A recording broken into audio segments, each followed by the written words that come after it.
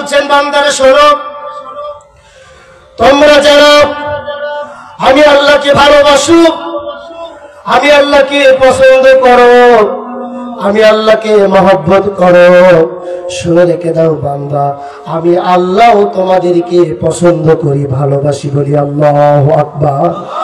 আল্লাহ তাআলা বলছেন ইন্নাল্লাহ ইউহিব্বুল্লাযীনা ইউকাতিলুনা ফী সাবিলিহি সাফফান কাআন্নাহুম বুনিয়ানুম মারসুস। জোরে বলি আল্লাহু আকবার। আল্লাহ পাক তাদেরকে ভালোবাসেন, তাদেরকে পছন্দ করেন যারা নাকি আল্লাহর পথে সীসা গাড়ানো প্রাচীরের মতো দলবদ্ধ ভাবে আল্লাহর রাস্তায় সংগ্রাম করে, জিহাদ করে। রব্বুল আলামিন তাদেরকে মহব্বত করে, তাদেরকে ভালোবাসে, বলি সুবহানাল্লাহ। এজন্য আমরা আল্লাহর পথে ফিরে আসবো। কার পথে? সবাই বলেন। যেমন হযরত ইব্রাহিম আলাইহিস সালাম, তিনি আল্লাহর দিকে মুতাওয়াজ্জা হয়ে গিয়েছিলেন, মুখটা ঘুরিয়ে দিয়েছিলেন। রব্বুল আলামিন সে কথা কোরআনে কারীমের ভিতরে কোট করেছিলেন। আল্লাহ তাআলা বললেন, ইব্রাহিম আলাইহিস সালাম কি বলেছিলেন? ইন্নী ওয়াজ্জাহতু ওয়াজহিয়া লিল্লাযী ফাতারাস সামাওয়াতি ওয়াল আরদ হানিফা ওয়া মা আনা মিনাল মুশরিকিন। জোরে বলি আল্লাহু আকবার। ইব্রাহিম আলাইহিস সালাম বললেন, আমি আমার মুখমণ্ডল সেই মহান স্রষ্টা রব্বুল আলামিনের দিকে ঘুরিয়ে দিলাম, যিনি আসমানের মালিক, জমিনের মালিক। আমি আমার মুখমণ্ডল সেই মহান আল্লাহর দিকে ঘুরিয়ে দিলাম। ওয়া আনা মিনাল মুশরিকিন, আমি শিরক করি নাই, আমি শিরকীদের অন্তর্ভুক্ত নই। আল্লাহু আকবার। সুতরাং শিরকের সাথে আমাদের কোনো সম্পর্ক আছে? আমরা পানা চাইবো যিনি, তিনি কে? আমরা কার কাছে পানা চাইবো? আল্লাহ তাআলা বলছে, বান্দা আমার কাছে পানা চাও, আমার দিকে মুতাওয়াজ্জা হয়ে যাও, আমার জান্নাতের দিকে তোমরা দৌড়াও, আমার জান্নাতে শামিল হয়ে যাও। আল্লাহ তাআলা অন্যত্র বলছেন, ওয়াসারিউ ইলা মাগফিরাতিন মির রাব্বিকুম ওয়া জান্নাতিন আরদুহাস সামাওয়াতু ওয়াল আরদ মুইদ্দাত লিল মুত্তাকিন। জোরে বলি আল্লাহু আকবার।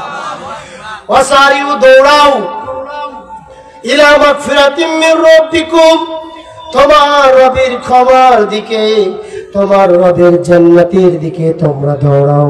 যে জান্নাতের বিশালতা, যে জান্নাতের প্রশস্ততা আসমান আর জমিনের চাইতে অনেক বড়, আসমান আর জমিনের চাইতে বিশাল বড়, বলি আল্লাহু আকবার।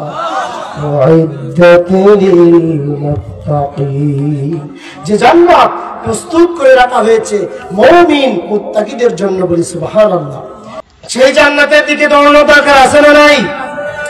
আপনি জাহান্নামের দিকে দৌড়াবেন না।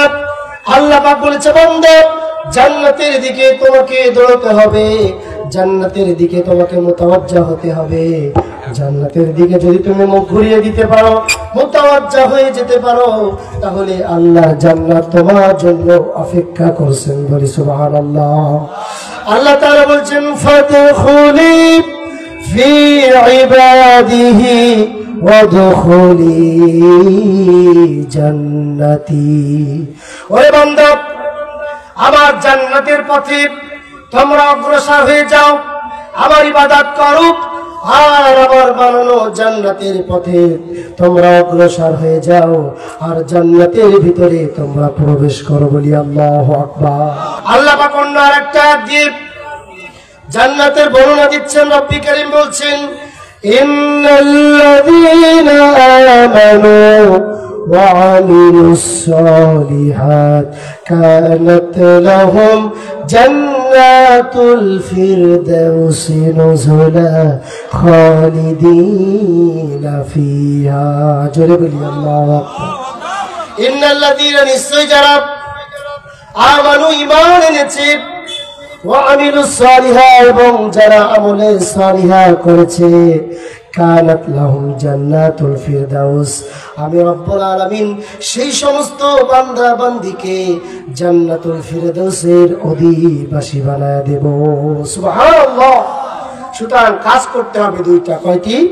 এক নম্বর আল্লাহর উপরে ঈমান আনতে হবে এবং দ্বিতীয় নম্বর আমলে সলিহা নেকপূর্ণ কাজ করতে হবে।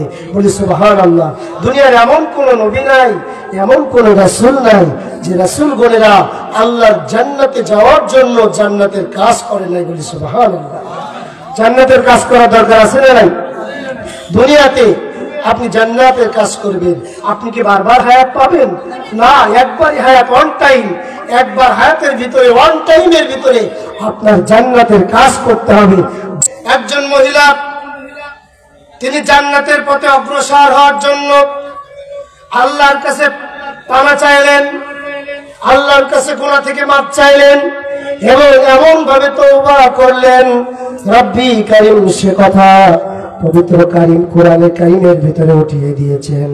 আল্লাহ তাআলা বলছেন, আত-তাইবুনা আল-আবিদুনা আস-সাইহুন আর-রাকিউনা আস-সাজিদুনা আল-আবিরুন আল-আমিরুনা বিল-মা'রুফ ওয়ান-নাহুনা আনিল মুনকার। জোরে বলি আল্লাহু আকবার। আত-তাইবুন, তারা তওবা করবে, আইবুন ফিরে আসবে, হামিদুন প্রশংসা পবিত্রতা বর্ণনা করবে, সাজিউন সিজদা করবে, রাকিউন রুকু করবে, আল হাফিজুন তারা আল্লাহর প্রশংসা বর্ণনা করবে, আল আমিরুন বিল মারুফ সৎ কাজের আদেশ দেবে, অসৎ কাজ থেকে মানুষকে নিষেধ করবে। বলি আল্লাহু আকবার। আল্লাহর সীমাকে সংরক্ষণ করবে, ওয়াবাশশিরিল মুমিনিন এবং রব্বুল কারীম সেই সমস্ত বান্দাদেরকে জান্নাতের সার্টিফিকেট দিয়েছেন, জান্নাতে কবুল করেছেন। বলি আল্লাহু আকবার। আল্লাহ রাব্বুল আলামিন শুরুতেই বললেন, আত-তাইবুন ফিরে আসো, তওবা করো বারবার। আল্লাহর দরবারে যারা তওবা করবে আল্লাহ পাক তাদেরকে জান্নাতের মেহমান বানিয়ে দিবেন। আল্লাহু আকবার।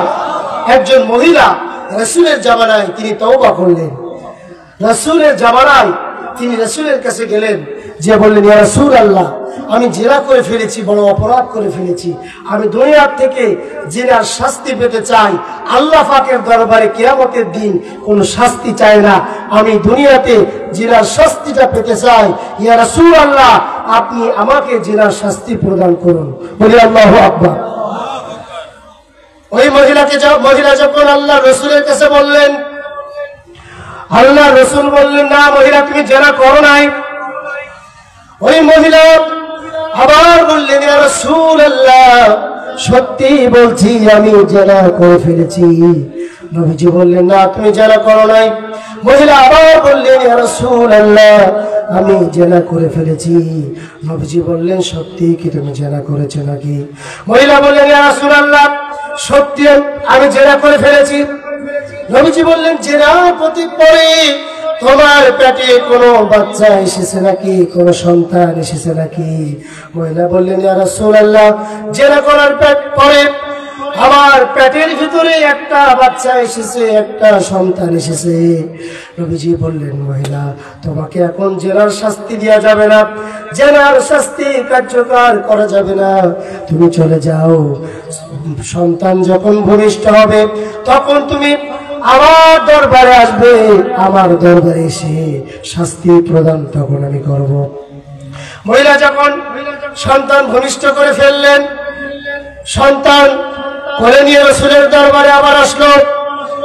রাসূল বললেন, মহিলা, তুমি অপরাধ করতে পারো, গুনাহ করতে পারো, তোমার পেটের সন্তান তো কোনো অপরাধ করে নাই, গুনাহ করে নাই, তোমাকে শাস্তি প্রদান করা যাবে না, তুমি ফিরে যাও, তুমি ফিরে যাও। সন্তান যখন বড় হবে, 6 মাস বয়স যখন হবে, খাবার গ্রহণ করা শিখবে, তখন তুমি আমার দরবারে আসবে।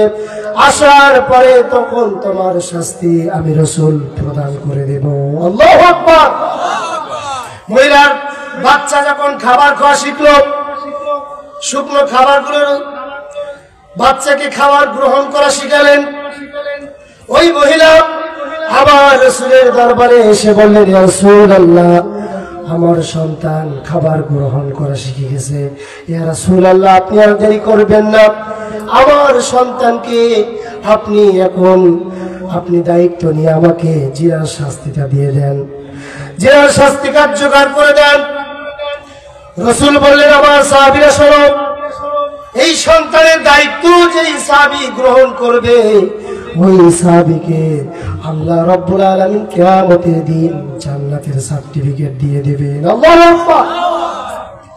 একজন সাহাবী বললেন, ইয়া রাসূলুল্লাহ, ওই সন্তানের দায়িত্ব আমি নিতে চাই।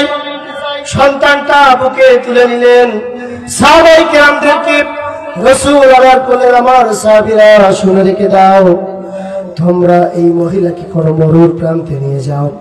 উত্তপ্ত করে মরুর প্রান্তে নিয়ে মাজা পর্যন্ত গেড়ে দিয়ে, গলা পর্যন্ত গেড়ে দিয়ে এই সাহাবীকে এই মহিলাকে দুনিয়া থেকে বিদায় করে দাও। আল্লাহু আকবার।